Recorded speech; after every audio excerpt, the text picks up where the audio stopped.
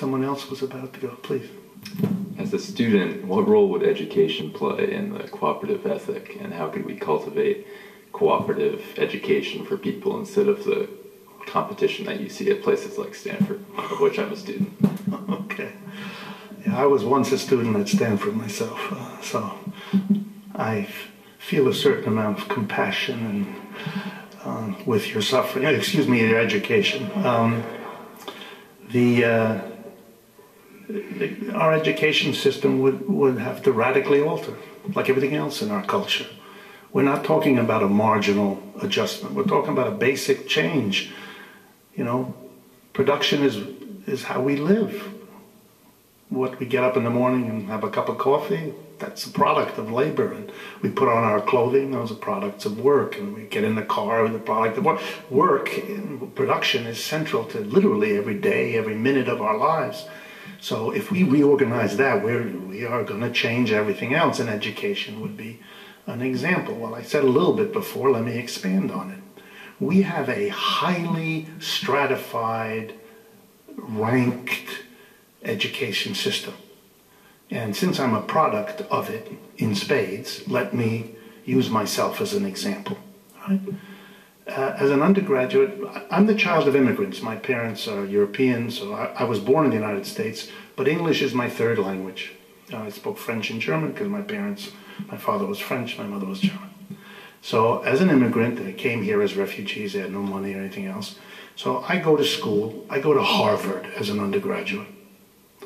Then I go to Stanford because there was a professor there I wanted to study with, and I got a master's degree, and then unfortunately this professor had a heart attack and died, and so I completed my education at Yale. So here I am, Harvard, Stanford, and Yale, by most American standards, sort of a poster kid for elite education. That's what it is. It's elite education. It is designed for people not like me. I was one of those allowed to come in, and they've regretted it ever since. Allowed to come in on scholarship. I had to have financial aid. My folks didn't have the money, etc., etc. I had to work all the time, that kind of thing. But it's an education. Let me give you an example.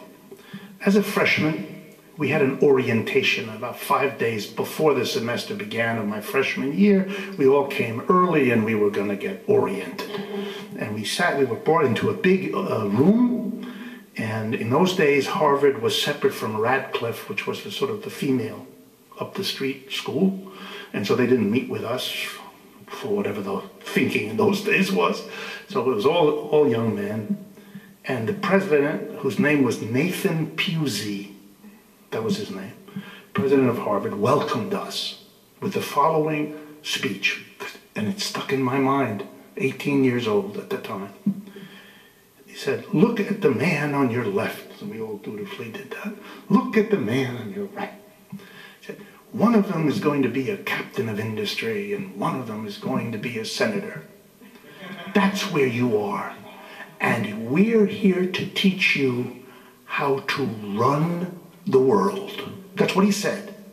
You know, you're 18 years old.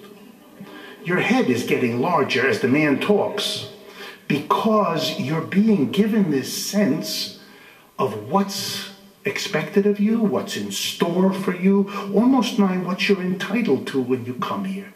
And it produces a fundamental human quality that many of you have noticed in graduates of these institutions.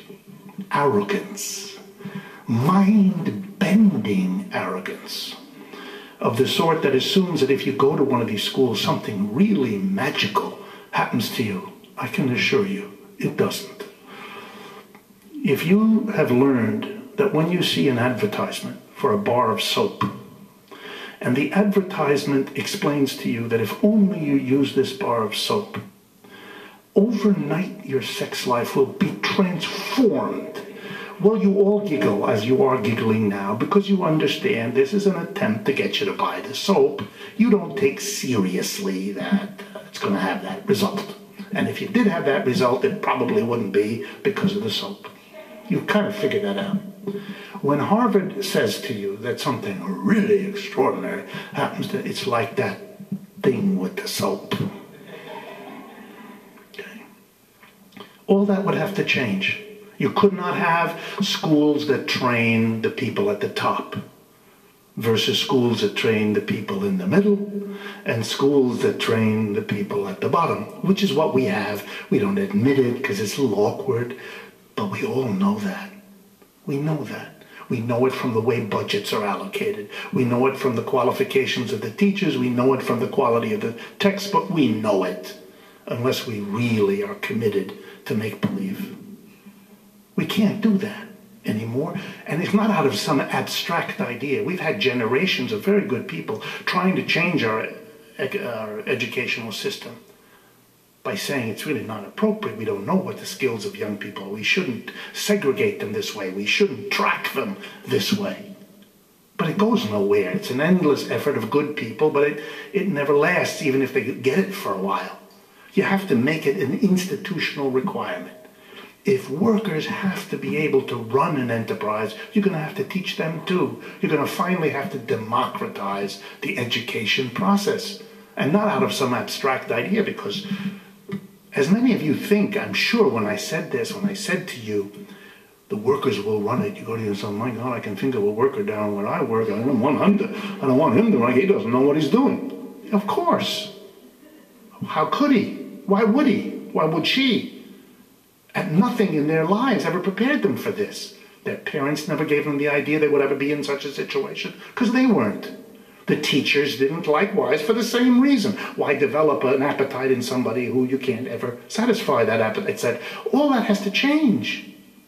Yet because we need people to have the skills, the qualifications, the sense of themselves, the confidence, the desire to be a director, to be a planner, to be part of the decision making, because it makes your life much more interesting than coming to work and doing what someone sticks in front of your nose and tells you to do.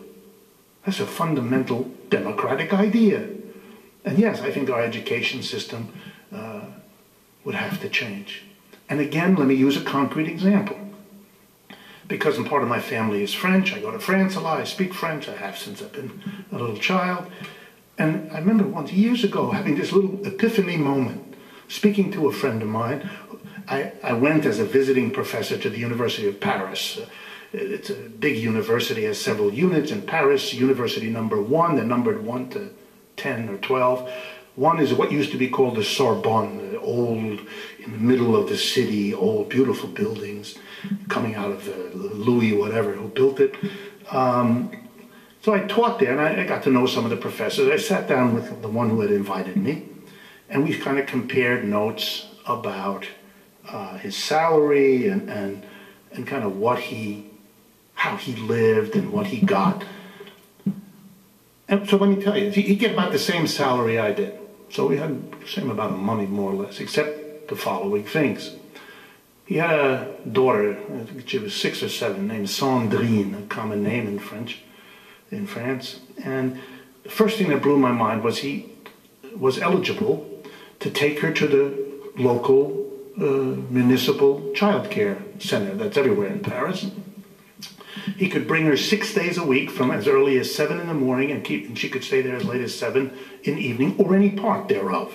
Some days, some not, some hours, some whatever you wanted. She has a little outfit there. She comes in her very French, very nicely done, and then she takes off that and has a little smock that is for the children in the school. She's given meals if she's there at mealtime, and snacks, and it's a very elaborate program. And the flat rate, whether you use it 1 day a week or 6 days a week, $17. So the first thing I realized, he gets the same salary as me, but he does not. And then I got the other part, the university. It didn't cost anything. Nothing. $100 a year, $100 a semester, I don't remember, fees, but nothing. Now that doesn't, they don't have dormitories, they don't believe in that kind of stuff really. So that's your own expense, they don't pay for that. But you don't have any expense to go to school. And then I said, my God, it's amazing. What about the private schools? And they looked at me and said, we don't have that. I said, what do you mean you don't have it? Well, they said, if you had a private school and a public school, that wouldn't be democratic. The rich people would all go to the private school and everybody else would be dumb. So we don't. Do you have that in America? And I told him, yeah, we do. And I come from the private one, very expensive. It was a revelation. This was a very worldly guy who knew, but he didn't know that. Just like Americans don't know what I just told you either. They don't know that, and this is common in Europe. They're very common in Europe because it's thought of as like having, you know, first and second class in the train. Which, by the way, the French did have. They don't have it anymore. But they used to have on the subway, for those of you who remember, the old metro, the car in the middle was the first class. And the cars on either side were second class. And the ticket was cheaper on the same train if you went in the one car than the other. And the cars were cleaner and a little neater and a little nicer if it was first class. But then with a great, this in the 1960s, with part of the great 1960s uprising, they got rid of that because the population said, oh, no more of that. That's outrageous. So that now it's only one class on the French Parisian subway. But yeah, I think I say all this because universities would have to change. It would all become public, or it would all become a kind of complicated, serious education for everybody. Another way of putting it, liberal arts education was always the idea that what you want is you want to develop a person with many capabilities. Many of you notice when you're a junior or a freshman or a sophomore, you're required to take a course in the arts and a course in social science and a course in natural. The idea is you're a young person. You don't know what your capabilities are. You should take a lot of different courses to find out what really excites you. Maybe for you it's anthropology, and for you it's chemistry, and for you it's astronomy and so forth. The idea is you want to develop multiple capabilities. And the implicit notion is because you're going to be a person who runs the society. And if you have to make decisions, the most important thing for you is to know a lot about things. To have not so much detailed, specialized knowledge, but the ability to be flexible, to see a situation and imagine an alternative. And for that kind of education, you should read some Greek drama.